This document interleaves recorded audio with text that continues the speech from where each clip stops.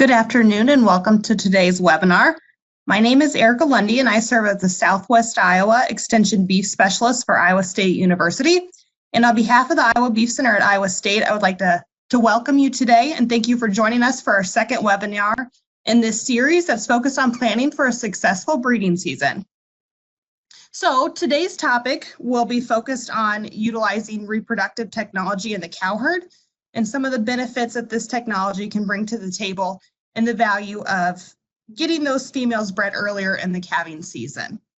So our speaker today is Taylor Grussing. She is a South Dakota native and with Vytelle, which is a company that specializes in reproductive technology with the goal of advancing genetics quicker in the beef industry. So Taylor actually did her master's work at Iowa State and was focused on some nutrition and reproductive interactions and the impact on getting females to cycle. So she worked for SDSU Extension for a couple years before she went to Vytelle. So thanks for joining us today, Taylor, and I'll let you take it over. All right, thanks, Erica. Can you guys hear me okay? Yes, sounds great. All right, so we're going to go ahead and get started with a little bit of an outline as well as some poll questions that you should see popping up of kind of what we're going to go over today. And so Erica and Beth did a great job last week or earlier this week of discussing the nutrient requirements that cows and heifers should be going through as we prepare for the breeding season. And so I'm going to start off with setting some breeding season goals because it's pretty hard to reach your goal, I guess, if you don't have one. So we're going to talk about what type of goals we maybe should be setting. And then I'm going to talk about what technologies are available to possibly help us reach those goals. So what technology are you using today potentially on your cow herd? What technologies maybe you would want to use in the future, and maybe this year is the year you can go forward with trying out that technology. And then maybe some situations of why you should use those technologies to, whether it's help you advance your breeding season, help advance your genetic potential of your herd, or some other goal that you might have. So if you want to take a minute to answer the first question of, do you have breeding season goals? Yes or no? And also, do you utilize any form of reproductive technology in the cow herd? So we'll answer those, and then I'll go ahead and keep going with some of the goals that I would like to see or that I set starting out the breeding season. And this kind of goes back to a little bit of review from Tuesday as well. That body condition score is one of the easiest things that we can monitor in terms of the nutrient status of our cow herd. And we should be doing this at multiple times throughout the year. So not just after calving, as they talked about earlier, but we need to look at it, 30 days, 40 days before the breeding season. We need to look at it during, after weaning, as well as, before third trimester starts. So if we continually monitor the body condition score of our cow herd, it allows us to better manage their nutrient status. So that way we're not always trying to catch up or, back them off. And so a goal going into the breeding season, I would say, is having cows in a body condition score of 5 and your heifers in a 5.5. Now we talk about going into the calving season with cows at a 5.5 and heifers at a 6. So this gives you, a year to bring your body condition score up a half a point and utilize your nutrients and your feedstuffs available to do that most efficiently and cost effectively as well. So a result or a table that they shared earlier as well from Houghton and others showing that how body condition score does have a direct effect on that postpartum interval. And so if we shoot for a body condition score of 5, you'll see that about 60% of cows are going to have a 60-day postpartum interval. And they also mentioned that we want to get our cows rebred within 80 days to keep them in a yearly calving interval. And so if we continue to go up in body condition score, you'll see we get a slight increase in a shorter postpartum interval, but we don't want our cows too fat either, as that can have some negative implications of our hormones as well as it's usually not cost effective to feed them to that condition score either. As it relates to pregnancy rate after the breeding season, that body condition score of 5 for our cows allows us to reach potentially that 80% preg rate. And this is from Selk and others as well. So if we go higher or above a 6, we can get a positive boost in pregnancy rate. But the main thing I want to point out here is that if we are below a 4, we're going to struggle to get just over half of our animals bred in that condition score. So taking the time now to assess our body condition as we get through calving season and go into our breeding season will hopefully set us up for a successful pregnancy rate as we go through the summer. So the polling has been closed and we should be able to see the results there on the right. And it looks like the majority of you have set goals for the breeding season, so that's great. And like I said, it can be anything. Just have something wrote down or start comparing your results as you go through this calving season of what you would want to change. And then it also looks like a majority are utilizing technology as well, so that's great. So hopefully some of these things that I'm going to talk to you about today, you're probably already doing, or maybe you'll learn a little bit about these options that can possibly be implicated into your management system this year. So the next thing is to define a breeding season length. And usually as we roll through calving season, and weather has been much better this year, I guess, in South Dakota compared to last year in terms of severe storms and mud, but however long, obviously, our calving season lasts, our breeding season lasts dictates our calving season. So if you're looking to maybe shorten your calving season to about 60 days would be probably an average across the country. But if you are looking to place selection pressure on fertility, a great way to do that is to shorten your breeding season, possibly down to 45 days. A goal to try to help, shorten your calving season potentially. Here's some data from Cushman and others where they looked at when heifers got bred in their first calving season.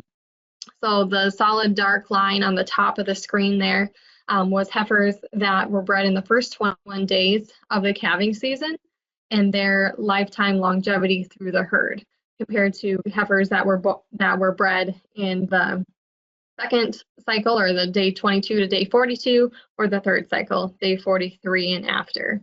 And so the sooner we can get heifers bred, and particularly in the herd, the more likely they're to stay in the herd for a longer period of time.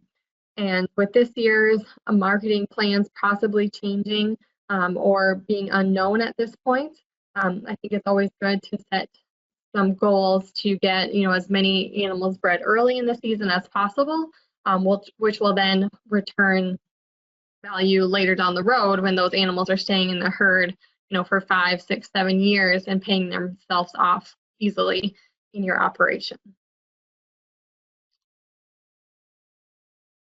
A couple other notes for the breeding season goals is to have 60% bred in the first cycle, or so the first 21 to 30 days of the breeding season, and then having 87% bred in the second cycle and up to 96, or obviously we always strive for 100, but that doesn't always happen. So a good goal is to have 60% bred in the beginning of our first 21 days of the season. And then lastly, having some kind of measure of cow-calf profitability.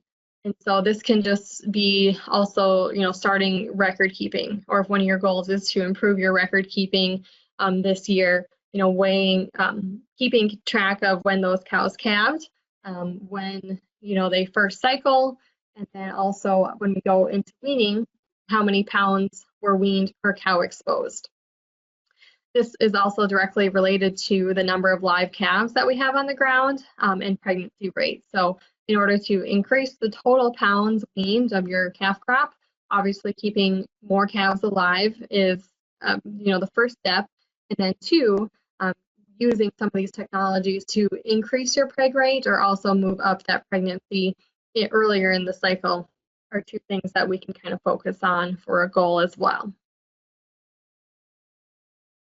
So when we talk about what technologies are available, there's lots of, in particular technologies that we could talk about, but I'm going to focus on these four, which would be synchronization protocols, artificial insemination, embryo transfer and IVF, as well as sexed semen.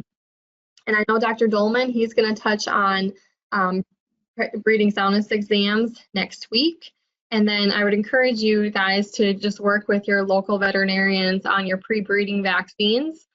Timing of those is important to aid a successful breeding season as well. And then obviously after the breeding season, we want you guys to be preg checking as soon as possible. It may or may not be cost effective to feed those open cows in your herd, depending on what feed resources you guys have and what time you would market those open cows. But just encourage you guys to recognize that those are technologies that we possibly take for granted and don't utilize to their full extent each and every year, especially when we have so many other things going on. But the NOMS data from 2009 shows kind of measured how many producers are utilizing these reproductive technologies in general. So only about 35% of folks responded that they were using any technology. And as we go down, several of those that I just mentioned on the previous slide, such as ultrasound, there's very low percentage of people doing that, but there's quite a few people doing palpation for pregnancy, so that's good. About 7.5% of folks will AI cows, and the majority of these being heifers, since they're easier to access. We don't have to sort the calves off, obviously. And then about 8% are using estrus synchronization as well. So just kind of an overall low adoption rate for some of these technologies.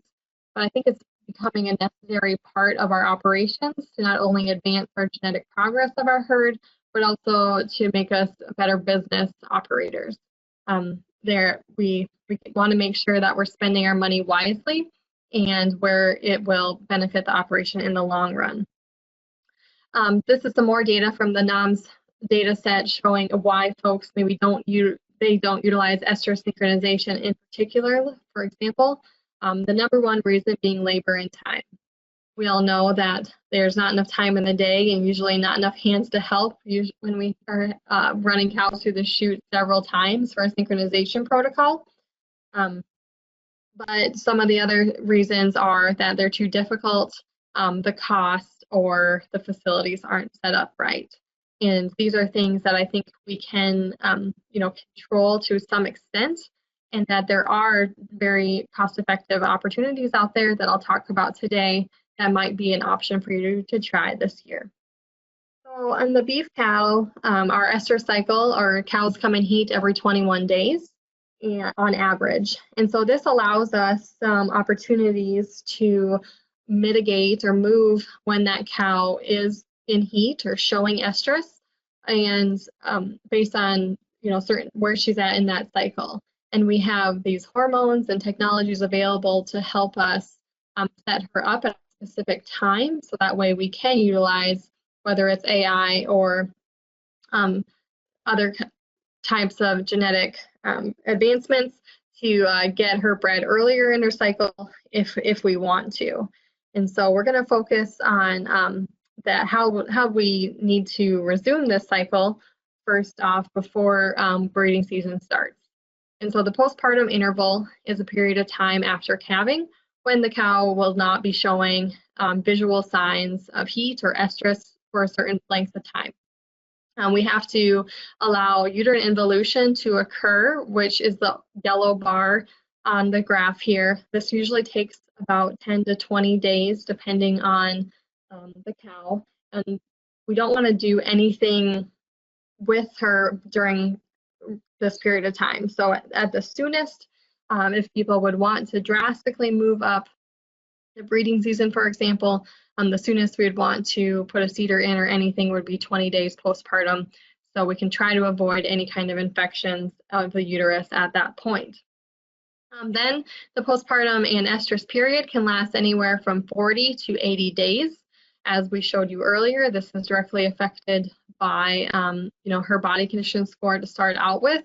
but it also can be affected by the suckling of the calf. We know that if you do remove the calf for a certain period of time, that this will jumpstart her estrus cycle as well. Parity. The next slide, I'll show how heifers and cows will have different return to cyclicity as well. How many days since calving? So some cows will show estrus at 30 or 40 days, and some could take a while. If they did have any calving trouble or dystocia, this can prolong their postpartum interval. If they got sick at all during the last year or sick around calving, reproduction is lower on the nutrient partitioning board than lactation, than maintaining her own energy and health. And so we have to make sure we meet all the requirements for the animal herself before we can expect her to resume her reproductive function. And then lastly, if you were changing calving season for some reason, that could have an effect on the postpartum interval. And so the last piece of this postpartum period is this green bar here, which is a short estrus cycle. And most all cows will exhibit that before we have a fertile heat or breeding. So what a short estrus cycle is it's only about, the cow will come in heat, and then she'll come in heat about 10 to 13 days later again. And so it wasn't the whole 21 days that we really need to support fertile heat and the opportunity for that pregnancy to succeed. Since maternal recognition of pregnancy occurs on day 15 to 17, we need that signal to be received from the uterus or from the cow in order to survive that pregnancy. So we need that short cycle to occur, and then after that, the next cycle should be fertile and able to support a pregnancy if we were to breed or have a bull service the cow at that time. From Stevenson and others, they charted the cyclicity of cows postpartum. So on the left-hand side, you'll see at about day 50, we only have about 45 to 50% of our cows resuming estrus cycles. But by day 80, which we talked about was our goal of keeping cows on a yearly calving interval, we had about 65 to 70% of cows resume cyclicity at that point. And so that's a good indication of how much can change, I guess, in 20 days. But the good thing is we do have this technology available to move up that cycling status if we need to. On the right-hand side, you'll see a graph comparing first calf heifers and mature cows at the start of estrus synchronization, and those heifers are about 5% lower in return to cyclicity compared to our mature cows. And so this is expected, especially since heifers will have longer postpartum periods. And this is usually why we will calve heifers before the mature cow herd. So that way, when we go to breed her for her second calf, she has a longer postpartum period and more time to recover, so we can breed her with a mature cow herd that second time. And also, she's still growing herself, and so all those nutrients that I said are going to lactation and maintenance are also going to her own growth as well. So the first tool that we can utilize to help improve cyclicity is an Estrus synchronization program. And there are programs available for natural service synchronization as well as artificial insemination.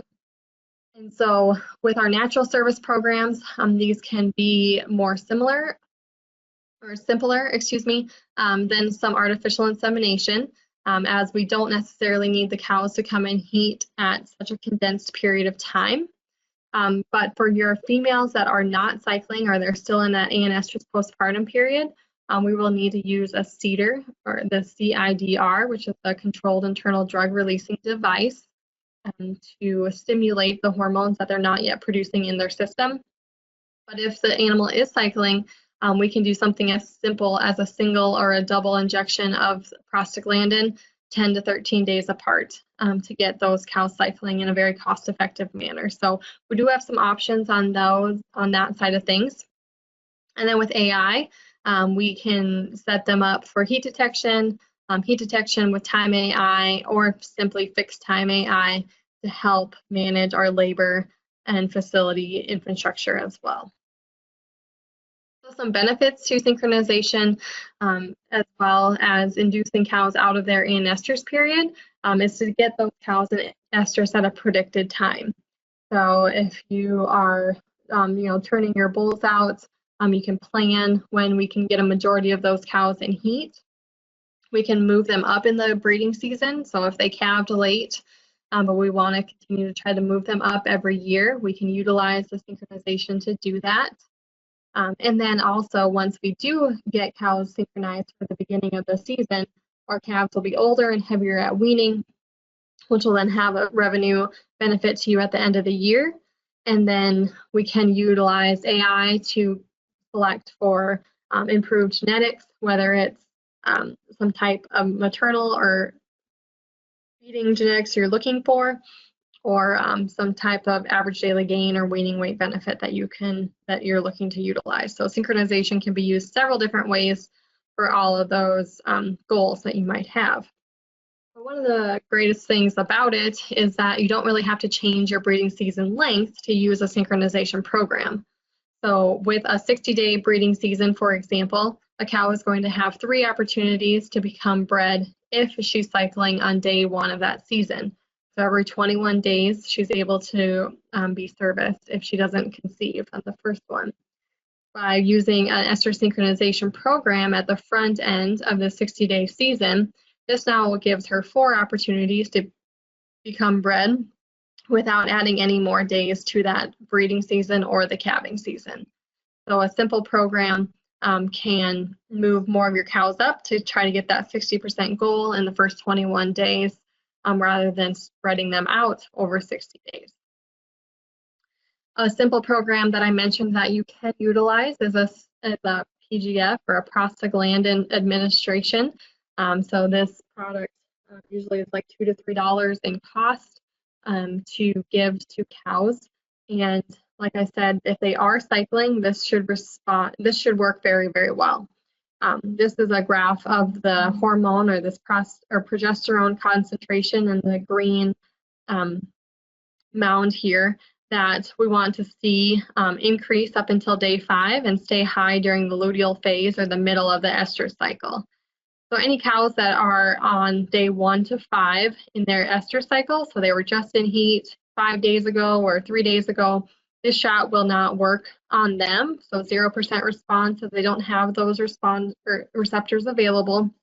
But after day 5, you're going to get anywhere from 60 to 90% response due to that one injection if your cows are cycling. So if you wanted to, you could give all of your cows this single shot and expect about 75% of them to respond within 3 to 10 days and help to naturally synchronize them in your herd. It can work very good and very cost effective on your cows that are cycling. However, if your cows aren't cycling, as I mentioned before, we have to use a CIDR protocol. And these CIDRs are intravaginal devices, so that you put them in and they can stay in and release this progesterone anywhere from 5 to 14 days, which is most of our protocols. And it slowly releases that hormone to simulate that structure that is not present on the ovary at that time. Allows us to start that short cycle that we said we had to have before the breeding season, and then allows us to get her bred in the next 21 days. So they can work in cycling or estrus cows. If you don't know the cycling status of your herd, this is a better bet to utilize. The downfall of these CIDRs is they are expensive. They're about $13 a piece. And then you have to get the cows in the chute twice to put them in and pull them out. So some caveats to utilizing these. But I would say for replacement heifers going through this year, or that you're looking to breed as well, this product would be the best, or what I would recommend using. Because with heifers, we have to get them out of we have to have them reach puberty, I guess. So they have to be pubertal before we can get them to breed. And so we have 2 protocols here that are fairly common, give consistent results with our 14-day CIDR protocol, where we have that product in her for 14 days. We come back in on day 30, give a prostaglandin injection, and then heat detect NAI her 3 days after that. If you have heifers that are maybe a little older or heavier in condition, they probably don't need as long of a progesterone exposure as the 14 days. And a 7-day product will work just as well for you on those type of females. So those are 2 protocols I would recommend for use on heifers to set them up for breeding season, to go along with getting those heifers bred early their first year, which will then continually benefit you through their longevity in the herd. This is a data table from Dr. Cliff Lamb when he was at Florida, where they looked at changing a calving season length with synchronization. And something to keep in mind, as he noted with this project, is you could go from 120-day breeding season like this was down to 60 in 1 year if you really wanted to, but you're going to have a lot of open cows at that point just because they're so spread out in their calving period. And so what they did is they took a year-by-year approach to shorten that calving season and move their cows up earlier and earlier each year to mitigate the number of opens they had, but then also to select for that fertility. And so the 2 lines on the bottom here in the red and the brown depicting 2006 and 2007 are the first 2 years with no synchronization. So your average calving date was potentially about 85 days, and then you had 120 days of calving to go through. As they continued to use the synchronization program as well as AI, they were able to shift these lines you can see to the left from 2008 to 2013 to completely move that calving season shorter up to about 80-day or 75-day calving season.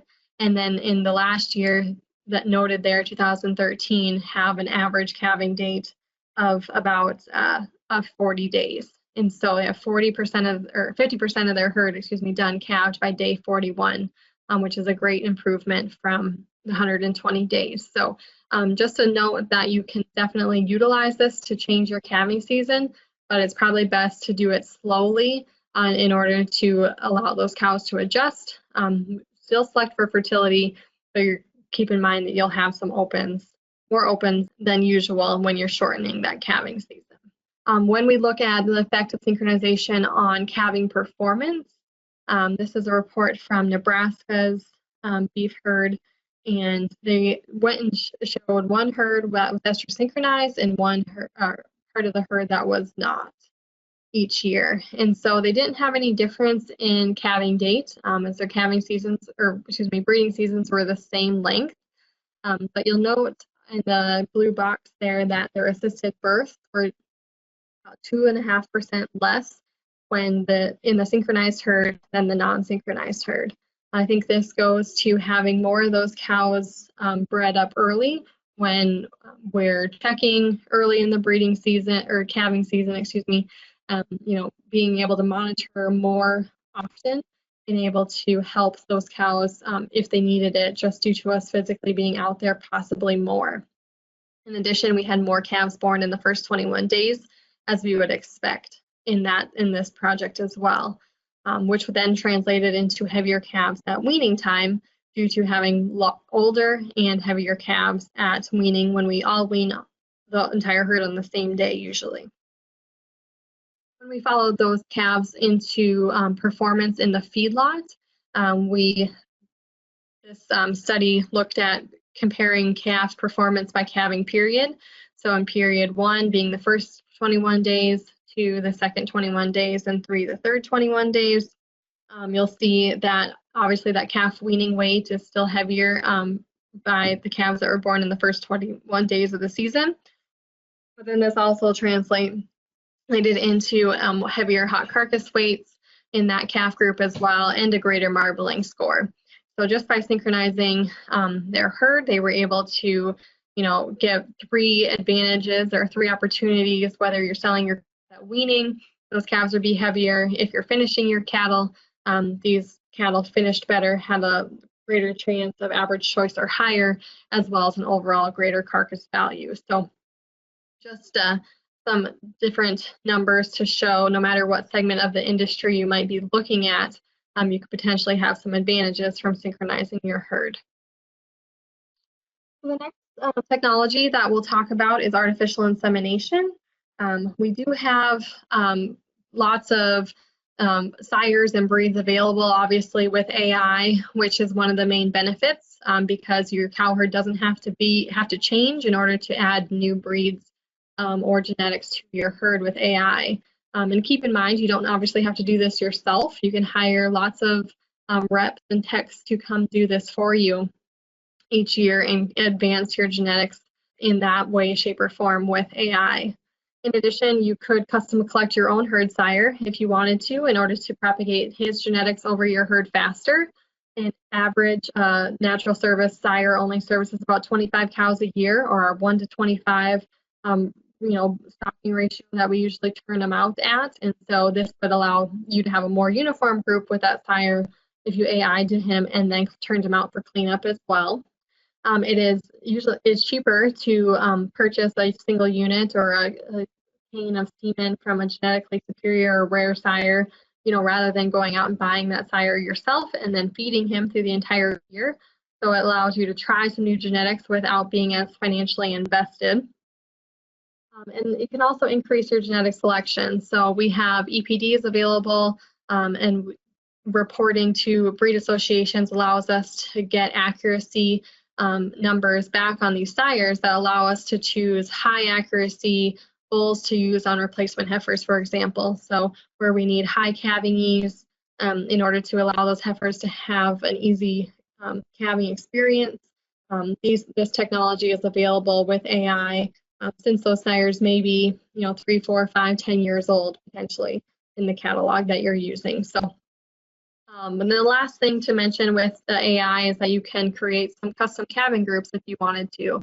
So if you only wanted to make, black baldies, red baldies, we can, try to select for heavier weaning weight calves, better calves that finish. And you can even try to gender select with our artificial insemination and sex semen as well, which we'll get into here in a little bit. But one of the things that I have always heard or people have asked when I use Time AI, how many calves can I expect to calve in one day?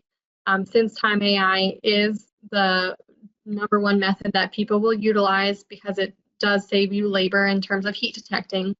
And so this data set shows that a calving distribution anywhere from 8 days on either side of their due date. If you select for high calving ease, you're also probably going to look at even more days early, so potentially up to 2 weeks early in this calving distribution, and you likely might be done by your due date as well. But on average, we only expect about 12% of your herd to calve on one single day using a timed AI protocol. And so make sure that you're setting up your facilities and planning ahead so that if you are AIing 100 head, let's say, and we get 65% pregnancy rate or conception rate to that AI on that day, can you handle 5 or 8 head or 5 head to calve on a single day and the next day? So do you have facilities available to handle that number of animals coming through? But I guarantee it's not going to be all of them calving on the same day. So just something to keep in mind as you go planning those projects. Semen is a technology that is becoming more and more available to us beef producers. The dairy industry has been using it for several years, obviously to produce heifers, as that's their milk is their goal and their product. And so there's a couple of technologies or companies out there that are providing these products that we can utilize to skew the calf crop to one gender.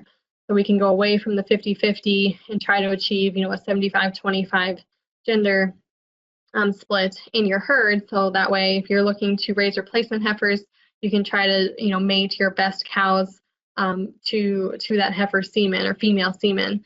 If you're looking to produce bulls from specific cows, you can utilize it that way. And a project I was involved with this last year with Walker and others from South Dakota looked at small to medium-sized operations utilizing sex semen in order to increase their economies of scale.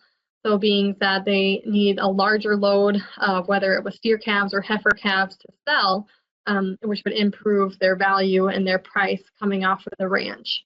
And so we were able to utilize synchronization as well as sex semen to increase the number of steers in a load, and then drive profitability that way for their operation. Some disadvantages that we will see, though, is that sex semen does have lower pregnancy rates compared to conventional semen, which would then potentially decrease the pounds of calf that you do have to sell, since those cows that do not conceive to the sex semen would then be bred later in the breeding season. So this is some data from Perry and others on a separate study that was looking at the conception rate or pregnancy success of gender sorted semen based on estrus. And so this graph here on the bottom, we have gender sorted and activated, which means that those cows were in heat. And when cows are in heat and using the gender sorted semen, we expect it to respond at 90% of the control, so at 90% of conventional semen. So when conventional semen gave us 75% conception rate, the gender activated gave us about 68% a conception rate. And as those hatches were less activated or partial and not activated, the conception rates go down. So the rule of thumb is to utilize sex semen only when cows are in estrus. And then they did a project on heifers and cows as well. The gender skewed worked a little bit better on the heifers than the cows, but on average still performed less than conventional semen. But if it will help with your marketing plan, I do think it is an opportunity that's becoming more available. And the cost per unit increases from $10 to $30 more. So it is becoming not as drastic of a difference in semen when we go look at it from the cost side of things. Just a few more notes on embryo transfer and in vitro fertilization. And so with AI, we are propagating the genetics of the male side throughout your herd, making a uniform group on that. But on the donor side or the female side, a cow only has one calf a year and maybe twins if you're lucky, or if you don't want twins. But relatively, you're only getting one calf a year out of a cow unless you utilize embryo transfer and IVF. So this could spread your female genetics out over your herd faster in a shorter period of time. So by putting embryos into cows that would serve as surrogates to raise those embryos and get them weaned into your herd. This allows you to increase your genetic selection for your donor side of things as well, with a specific sire or semen that you're looking to use. So as dairy, the milk is the goal, and if you're looking to create full siblings, for example, to market, in a bull sale or a replacement heifer sale, those opportunities are available. With IVF, you can do this, or you can do that when cows are pregnant, and so you can do anywhere from 15 days postpartum all the way up to the end of the first trimester. So it gives you a lot of opportunities to make lots of embryos, and even specialty embryos with sex semen or specific matings that will hopefully increase the value of the calf for you. And there's many people operating cooperator herds or recipient herds to be able to take advantage of that value of the calf. And so if you have a good marketing program, a good management team, these are technologies that you could possibly be utilizing in order to increase your marketing program and be able to increase the genetics from a female side of your herd as well. So when should we utilize some of these reproductive technologies? First and foremost, if you're looking to change your calving season, especially shorten it, I would recommend a synchronization protocol. That is going to help you keep your cows in the herd, decrease the number of opens, especially if you're shortening it. If you have thin or older cows making up a large portion of your herd, I would also recommend utilizing that CIDR protocol, as the nutrients may or may not be going to reproduction in those thin cows. And so looking at their body condition score now at calving, and then seeing how far we can get them before the breeding season, if we should utilize one of these technologies or not. If you have prepubertal heifers, and this would be a great protocol to use, so that way you can get them primed for the breeding season. each consecutive cycle that heifers have after their first is more fertile than their first 3 cycles. So we can get them cycling several times before the breeding season, hopefully the better pregnancy rate we're going to get. If you're looking at completely changing your breeding objective, artificial insemination is going to be the fastest way to do that and most cost effectively, rather than buying a whole new bull battery or something like that. You could do, Angus cross 1 year, Simmental cross the next year, and Maine cross the 3rd year, potentially, but you wouldn't have to buy new bulls to do that. So AI can allow you that flexibility without necessarily having to invest a lot into physically getting animals on the ground. And then last but not least, having that market opportunity, to synchronize your cows, calve them early. If for some reason you need to sell a group of cows, having them AI'd, bred up early, preg checked early, even gender, check the sex of that calf, might allow you some additional marketing and value to your herd if you needed to sell some stock for some reason. So this will be kind of wrapping up the presentation here of what type of return do we expect from technologies.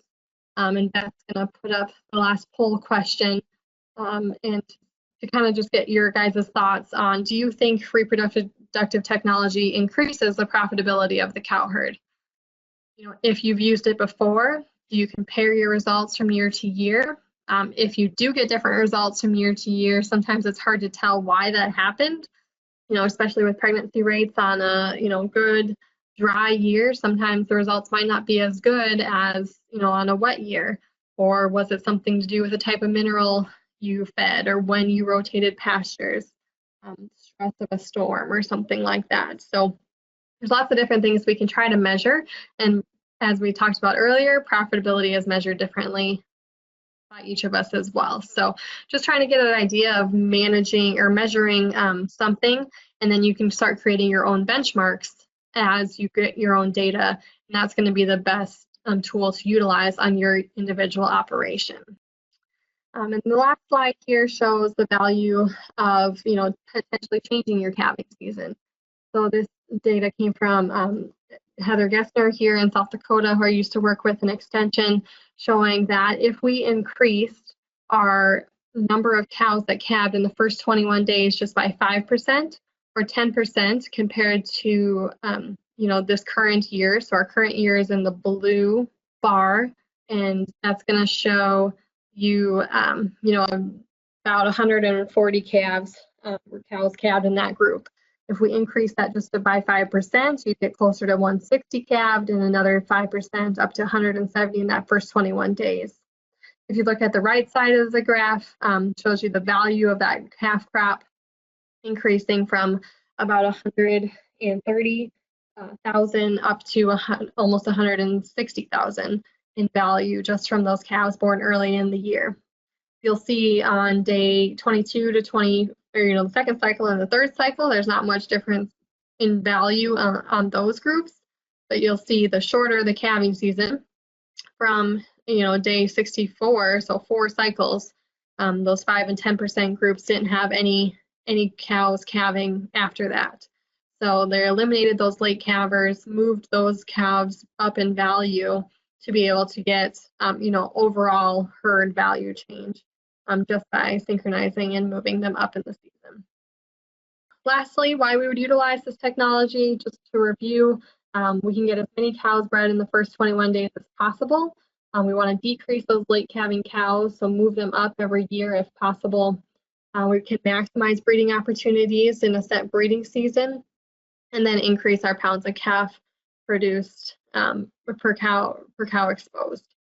We can try to utilize these technologies to improve our genetic makeup, whether it's with embryo transfer, IVF, AI, and then we can try to also increase the economies of scale in our herd. So what is your product that you're selling, and how can you make your breeding goals match that objective, so that way you have the best product available to sell at the end of the year. So our results from our poll are up, showing that a majority of you have utilized, or about half of you have utilized some sort of technology. So that's great. For the other half of you that have not yet, I hope that you'll find a technology available to you this year. Maybe it's one I didn't mention, but something that can increase your competitive advantage as we go through the rest of 2020. So with that, there's my contact information, and I'll let Erica take it back over. All right, thank you, Taylor. Very informative presentation there. So for our participants, if you have questions, you should see something that looks like this. If you click on the little cloud icon there, that should bring you up to a chat box where you can type in that question. So just real quick, while those questions are coming in, on our next slide here, we have our Iowa State Extension field specialist and Beth on campus are listed there. So if you're in Iowa, this is your team and kind of deflects our region. So if you have a question, feel free to reach out to any of us. And of course, there on the bottom is our Iowa Beef Center website page. So you can go there for find some resources and some meetings that we have going on. And of course, our recordings are hosted there.